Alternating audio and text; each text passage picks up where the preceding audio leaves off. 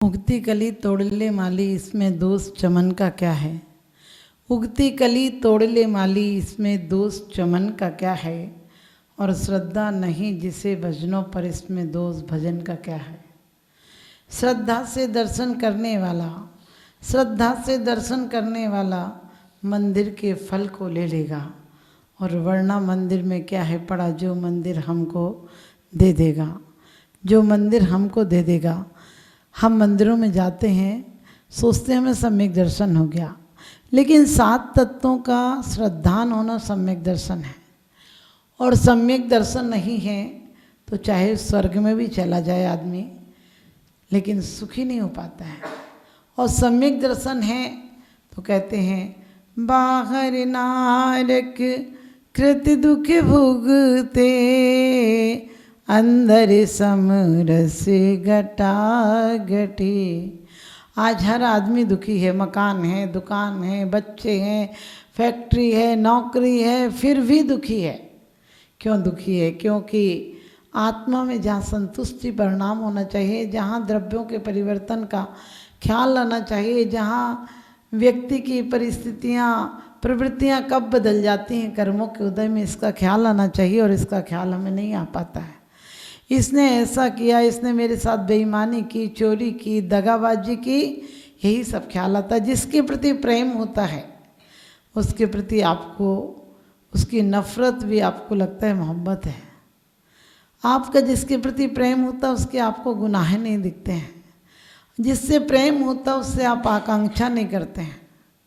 जिससे प्रेम होता है उस पर शंका नहीं करते हैं। जिससे प्रेम होता है उसको कुछ देना चाहते हैं। जिससे प्रेम होता है उसके दुर्गुण भी आपको गुण नज़र आते हैं। जिसके प्रेम होता है उसकी आप बात छुपाना चाहते हैं, उजागर नहीं करना चाहते। कोई कहे भी तो आप उस पर धूल मिट्टी डाल देते हो कि ऐसी बात नहीं थी, उनने तो सामान्य से कहा था। इसीलिए आज हर पत्नी क्या कहती है, तो बहुत सीधे हैं, इसीलिए तो बेईमानी कर ली किसी ने। लेकिन कोई आपसे कहे उसी पति के बारे में कि बहुत सीधे हैं, तुम्हारी तो किस्मत खुल गई, तो क्या कहती है पत्नी, अरे हमसे पूछो कैसे, हम जानते हैं वो कैसे हैं। सीधे होते तो फिर बात ही क्या थी। माने वही एक तरफ से सीधा भी कह रही है और अपने प्रति कह रही है कि तेज हैं।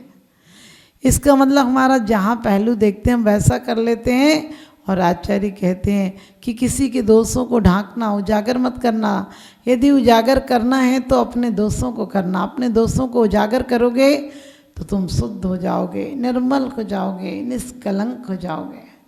और दूसरों के दोषों को उजागर करोगे तो तुम पापी हो जाओगे, तुम नरक चले जाओगे, तुम दुर्गतियों में चले जाओगे। और यदि तुमने तपस्या त्याग आदि कर भी लिया तो भी तुम देव दुर्गति में चले जाओगे। और इसीलिए हमारे आचार्यों ने कहा कि शंका कांक्षा नहीं करना और गिलानी मत करना। जिसे पदार्थों के स्वरूप के बारे में पता है उसे तो पता है कि देह अशुचि है, इसमें गिलानी क्या करना, क्योंकि ये तो ऊपर से चर्म लपेटी हुई है, अंदर तो सब भिजता ही है। एक चमड़ी भी हटा दो तो अंदर क्या निकलेगा, सोना चांदी नहीं निकलेगा, अंदर भी यही सब गंदगी निकलेगी। वो जानता है इसलिए उसे गिलानी नहीं होती। वो जानता है इसलिए किसी के दोषारोपण नहीं करता है कि व्यक्ति की परिणति है, हो गई होगी, कोई निमित्त मिले होंगे, निमित्तों का प्रभाव पड़ जाता है। और वो किसी से भी गिराने की कोशिश नहीं करता, उठाने की कोशिश करता है। वो वात्सल्य गुण का धनी होता है, वो प्रभावना करता है। उसकी किसी भी प्रवृत्ति से धर्म की अप्रभावना नहीं होगी। आज हम लोग जरा जरा सी बात में लड़ झगड़ लेते हैं, चुनाव कर लेते हैं, दूसरी कमेटियां बना लेते हैं। एक कमेटी उसके बाद दूसरी कमेटी बन जाती है, फिर मंदिर नहीं जाते हैं, फिर बोलते नहीं, फिर रोटी बेटी का व्यवहार बंद कर देते हैं। ये कोई हमारी जीत की निशानी है क्या? आपने एक हार की जीत का चैप्टर पढ़ा होगा कि वो हार भी अच्छी है जिसमें किसी को गिराने की भावना नहीं। वात्सल्य होना चाहिए। हम अपेक्षा से प्यार करते हैं, हमारी कोई ना कोई कारण होता है, स्वार्थ होता है, तुम किसी को प्यार करते हैं। आचार्य कहते हैं निष्पक्ष भाव से सबको प्रेम करो। सबके प्रति दया, प्रेम, करुणा की भावना आएगी तो कहाँ तुम्हारे अंदर कोई गलत भाव आ पाएंगे। और आचार्य कहते जब इतने 7 गुण आ जाएंगे तो 8वां गुण अपने आप आ जाएगा। आत्मा प्रभाव नहीं हो रत्नत्रय तेजसी सतत में। लोग कहते हैं हमें सम्यक दर्शन है या नहीं, कैसे पता करें? मैंने कहा तुम ये 8 गुणों को देख लेना, तुम्हारे अंदर हैं तो तुम पक्के में सम्यक दृष्टि हो। क्योंकि अंतरंग में गुण आ जाएंगे तो तुम्हारी प्रवृत्तियाँ अपने आप बदल जाएंगी। तुम्हें परिस्थितियाँ परिवर्तित नहीं कर सकती हैं। तुम्हारी मन स्थिति ज़्यादा तुम्हें प्रभावित करती है। तुम्हारी मन स्थिति खराब हो तो आज आपने देखा होगा, पत्नी कहती मूड ऑफ है, बच्चे कहते मूड ऑफ है। हमें पता नहीं आता है कि तुम ऑफ क्यों हो। यहाँ ऑन होने के लिए आए थे या मनुष्य जन्म में अपने दीपक जलाने आए थे? तुमने बुझा कैसे लिया? आज आदमी का मन सचमुच मधुमक्खी का छाता हो गया, जिसमें कि दिन रात भिन्न भिन्न होती रहती है। किसी ना उधेड़ बुन चलती रहती है। मंदिर में बैठा रहता है, मार्केट में जाता है। और इसीलिए दौलत राम जी कहते हैं कि कभी तू भवनात्रिक आदमी हुआ तो विषय चाहे दावा नल दहो, मरत विलाप करत दुख सहो। कभी तू भवनवासी व्यंतर ज्योतिष्कों में भी हो गया तो क्या हुआ? पुराने स्मरण करके, पुराने अवध ज्ञान से, आदि से जानकर तू कौतूहल करता रहा। लोगों पर राग के द्वारा, द्वेष के द्वारा जरा सी अभिनय हो गई तो ये सब किया। और आचार्य कहते हैं कि सब कैसे हैं, तुम्हें दुबाने वाले हैं। लेकिन क्या कहते हैं दौलत राम जी कि कभी कभी पुण्य के उदय से जो भी निवासी होताय, सम्यक दर्शन बिन दुख पाए। तैते चैथावरी तन धरे, यो परिवरी तन पूरे करें। देव, सब लोग देवगति को इतना पसंद करते हैं कि कोई भी मरता है कहते देवलोक गमन हो गया, देवलोक गमन हो गया। जिसको भी देखो वही स्वर्गवासी होता है। कोई भी मरता है सबको लोग स्वर्ग से इतना प्यार है कि सबको स्वर्ग भेज देते हैं। सर्व जिसके कार्ड पर देखो लिखा होता है हमारे पाप कर्म के उदय से हमारे पिताजी का स्वर्गवास हो गया। हमने कही बेटा यदि स्वर्गवास हो गया तो बेचारा जी हजूरी गधा मजूरी बुढ़ापे के दुख से सड़ रहा था, गल रहा था, खांस रहा था, थूक रहा था, बेइज्जती सह रहा था, उससे मुक्त हो गया। यदि कोई जवानी में मर जाए तो लोग कहते हैं भगवान ने बड़ा बुरा किया। बच्चे की शादी कर जाते फिर मर जाते, भगवान ने बड़ा बुरा किया। एक दुकान खुलवा जाते फिर मर जाते, अपने बच्चों को बड़ा कर जाते फिर मर जाते। हमने कि नौकर खरीद लिया था क्या? नौकर खरीद लिया था क्या कि इतना काम निपटा जाता फिर मर जाता? अरे कभी रोया करो कि वो बेचारा कुछ अपने लिए कर जाता तो कितनी अच्छी जगह जाता। क्या काम कर गया? जिंदगी भर तेरी मेरी कर गया, छीना झपटी कर गया, लूट खसोट कर गया, और उसका फल कहाँ भोगेगा? कौन भोगेगा? अरे मिठाई खाने रिश्तेदार आ जाएंगे, परिवार आ जाएंगे, लेकिन पकड़े जाओगे तो पिटाई तुम्हें अकेली खानी पड़ेगी। इसी प्रकार से कभी कभी तपस्या की लेकिन सम्यक दर्शन नहीं रहा तो कहते हैं भवनत्रिक में भवनवासी व्यंतर और ज्योतिष्कों में पैदा हो गया। भटकता रहा, लोग तुम्हें झाड़ा फूकी करके बंधवाते रहे, गड़वाते रहे, कटवाते रहे अपने पाप, और क्या करते रहे। लोग कहते हैं हमने संकट वहाँ काटे। हमने कि तुमने बांधे ही काहे को थे तो संकट। लोग पदमपुरा जाते हैं, तिजारा जाते हैं, कहीं कोई बालाजी पे जाते हैं, कहीं कोई मौलाना के पास जाते हैं, बोले संकट कटाने गए थे। हमने कि तुमने संकट राग में आकर विषय चाहे दावा नल दहो, मरत विलाप करत दुख सहो, इतनी विषयों की ज्वाला में तुम क्यों जलते रहे? आप पढ़ते भी पूजा सिद्ध पूजन में कि विषयों की चाह में मैं जलता रहा, आज शीतलता पाने आया हूँ और होकर निराश सब जग भर से अब सिद्ध शरण में मैं। तुम कहाँ आए? आज तक आए हो या तुम्हारा तन आया है? तुम्हारा तन आया है, मन नहीं आया। मन जिस दिन आ जाएगा उसी दिन तुम्हें सम्यक दर्शन की प्राप्ति हो जाएगी। एक बार लगे कि क्या मांगा था, क्या चाहा था, ये चीज़ें जो ऊपर से साफ सुथरी दिख रही हैं अंदर में गंदगी भरी है। ये परिवार मांगा था, इससे 3 लोग की संपत्ति मिल सकती थी, परमात्मा से यदि सम्यक दर्शन कर लेते तो मांगने की जरूरत नहीं मिल पड़ती, क्योंकि वो कांक्षित होता है, निशंकित होता है, शंका नहीं करना पड़ती है। आज तो हर पति पत्नी में तकरार है, क्या है, शंका है। तुम किस पे मैसेज कर रहे थे, तुम किसको फ़ोन कर रहे थे, वो उसका फ़ोन हैंग कर रहा है, वो उसका फ़ोन आपको पता देख रहा है कि किसके नंबर मिला रही थी, किससे बात कर रही थी। अरे नंबर ने आदमी के, फ़ोन के नंबरों ने आदमी को 2 नंबर का बना दिया, क्योंकि फ़ोन अपने आप में कहता तुम हो कौन। पहले हमारे यहाँ चिट्ठियाँ आया करती थी, हम चिट्ठियों का इंतज़ार किया करते थे, और हमारी संवेदनाएं इतनी जागृत थीं कि यदि हम आज खड़े होकर कहते थे कि आज उनका पत्र आएगा तो आ जाता था। आज आदमी इतना बेईमान हो गया है कि कोई को आने का टाइम हो, बोले आज तुम्हारे घूमने का प्रोग्राम है, आज हम बाहर जा रहे हैं। सोचो कितना बेईमान हो गया आदमी कि आज घूमने जाना है, आज बाहर जाना, आज यहाँ जाना, वहाँ जाना करके बहाने मारता रहता है। आचार्य कहते हैं कि तुमने बहुत दुर्गतियों में जाकर तुमने यहाँ तपस्या की लेकिन अहंकार कर लिया, तुमने यहाँ दान दिया लेकिन मायाचारी कर ली, छल कपट कर लिए, व्रतों में किसी को दोषारोपण आदि कर दिया, किसी पे व्यंग कर दिया, किसी को कुछ कर दिया, और कहते हैं उसका परिणाम तुम्हारी देव दुर्गति हुई है। देव भी 2 प्रकार के हैं, एक वैमानिक देव और एक भवनत्रिक। भवनत्रिक में पैदा मत हो जाना, नहीं तो वहाँ से मर कर तुम एक इंद्रिय में भी पैदा हो जाओगे। फिर वहाँ सोचोगे कि मैं एक इंद्रिय में पैदा हो जाऊँगा तो माँ का गर्भ मिलेगा, त्रियंचों में जाऊँगा तो भूख प्यास सर्दी गर्मी के दुख मिलेंगे, बंध बंधन के दुख मिलेंगे, छेदन वेदन के दुख मिलेंगे, और इतनी गंदी जगह नहीं जाना है, ऐसी जगह नहीं जाना है, ऐसे दुख नहीं पाना। तो ध्यान रखना, तुमने पुण्य तो वहाँ कमाया नहीं, और तुमने सिर्फ आर्तरोध ध्यान और करके किया तो तुम जाकर नीचे चले जाओगे, एक इंद्रिय में पैदा हो जाओगे। क्योंकि आचार्य कहते तुम पर यदि 10 लाख हैं तो तुम 10 लाख का ही माल ले सकते हो ना।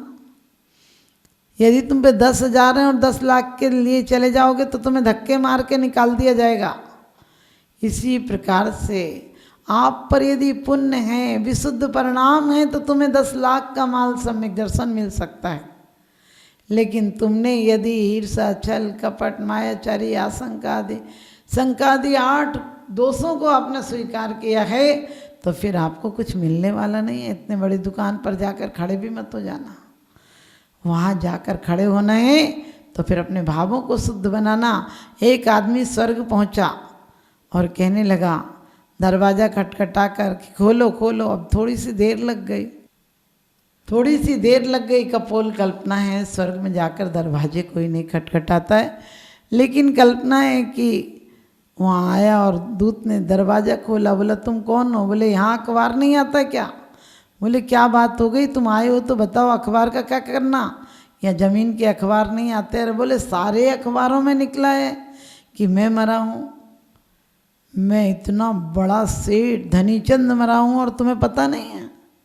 वहाँ जगह जगह शोक संवेदनाएं व्यक्त की जा रही हैं, जगह जगह मेरा शोक पत्र पढ़े जा रहे हैं, और पूरे अखबारों में टीवी चैनल पे सब पे चल रहा है। उसने कहा कोई बात नहीं, यहाँ टीवी चैनल नहीं चलते। उसने कहा ये सामने वाला गरीब आदमी बैठा है, तुमने इसके लिए इतनी अच्छी जगह दे रखी, मुझे कहा तक नहीं आकर बैठो। उसने कहा कि तू कुछ दान पुण्य करके आया क्या? उसने कहा हाँ करके आया हूँ। उन्होंने कहा क्या करके आया? बोले अरे मैं बहुत करके आया हूँ। ये क्या देगा, ये तो 10 रुपया भी नहीं दे सकता है, मैं 10,000 रुपये दान करके आया हूँ। फिर वहाँ के दूत ने पूछा कि तुम पे माल कितना था? बोले 10 अरब रुपए का।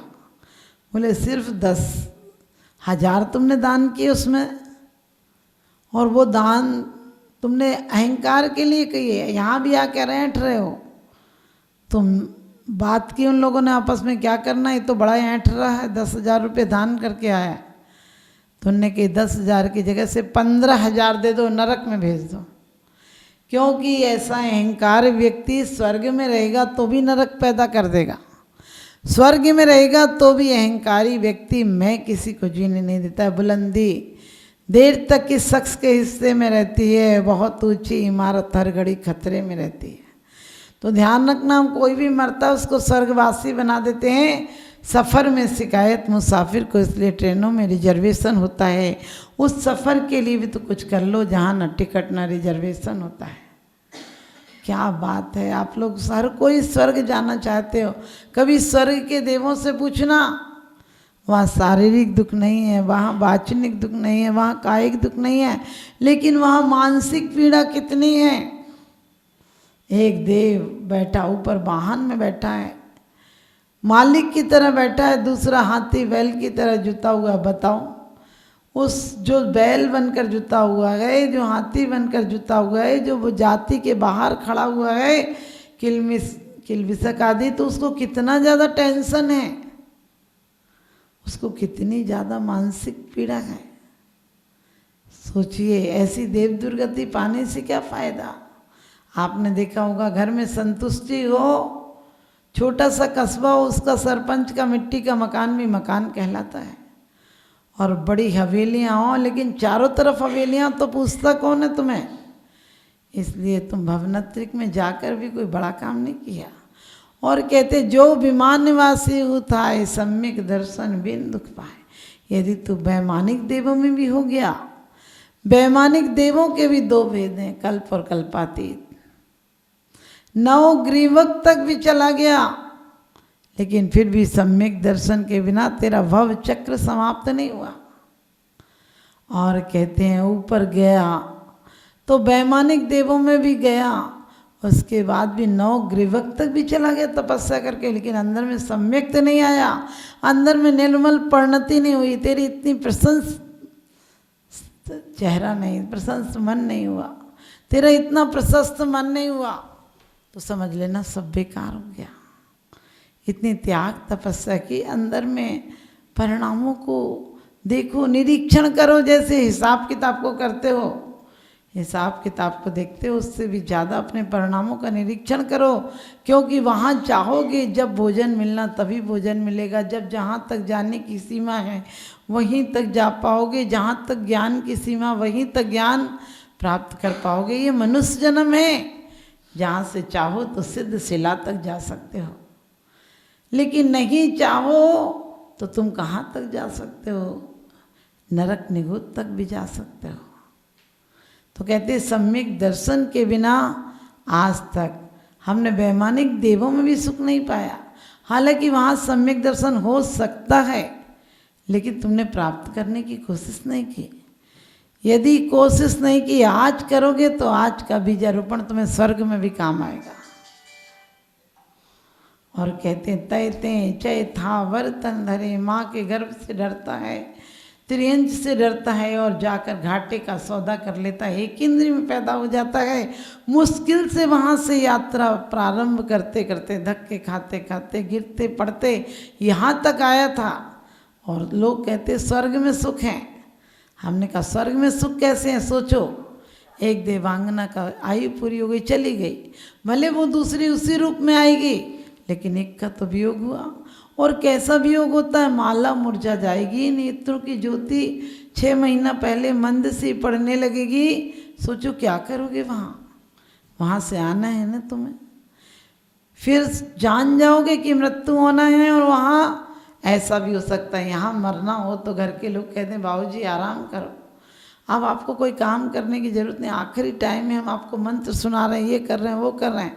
लेकिन वहाँ तो मौत भी आ रही है। 6 महीना पहले माला मुरझा गई है, सब ज्ञात हो गया कि मरना है, अवधि ज्ञान भी है कि मरना है, लेकिन इंद्र ने आदेश दे दिया कि जाओ नृत्य करना है। आप बताओ, आपकी मौत आ रही हो और आपको पता, और कोई कहे नृत्य करना तो कर सकोगे, लेकिन वहाँ नीलांजना को करना पड़ा। ऐसे कई आदेश हैं। किसी ने कह दिया वाहन बन जाए, चलो यहाँ चलो, वहाँ चलो, ये करो, यहाँ पहरेदार बन के खड़े रहोगे। इसलिए यहाँ अपने आप को समता से 8 गुणों को अपने अंदर धारण करो, समता रखो, ताकि तुम्हें फिर से देव गति से आकर यहाँ नहीं आना पड़े। यदि देव गति का बंद भी कर लो तो ऐसे देवों का बंद करो ताकि वहाँ से आकर तीर्थंकर होकर मोक्ष चले जाओ। वहाँ से आकर महापुरुषों की तरह एक भव धारण के बाद तुम्हारा मोक्ष हो जाए। क्या रखा है दौलते जहान में, क्या रखा है दौलते जहान में, क्या रखा है इन पक्के मकान में, जहाँ रखा है वहाँ तो जाता नहीं। जो एक बार चला गया वो वापस आता नहीं। वो है स्वर्ग गति। आप सब जाएं, लेकिन ऊंचे देवों में पैदा हों। और वो व्यक्ति ऊंचे देवों में पैदा होता है जो यहाँ भी ज़मीन पर भी ऐसे आनंद से जीता है, जो स्वर्गों का आनंद लेता है। आप किसी को बताते तो क्या कहते हैं, उसका घर स्वर्ग है, वो व्यक्ति देवता है। जिसका आचरण अच्छा हो, सुविधाएं हो, तो आप अपने अंदर की क्षमता रखिए, आपका यही ज़मीन स्वर्ग हो जाएगी, आप देवता हो जाएंगे। तो मर कर भी अच्छे देवताओं में पैदा हों, आपकी ज़िंदगी स्वर्ग से सुंदर हो, आप सब सुविधाओं से युक्त हों। लेकिन शांति भी आना चाहिए। शांति धर्म से आती है, अध्यात्म से आती है। आपके जीवन में अध्यात्म का विकास हो, मेरा यही शुभाशीष।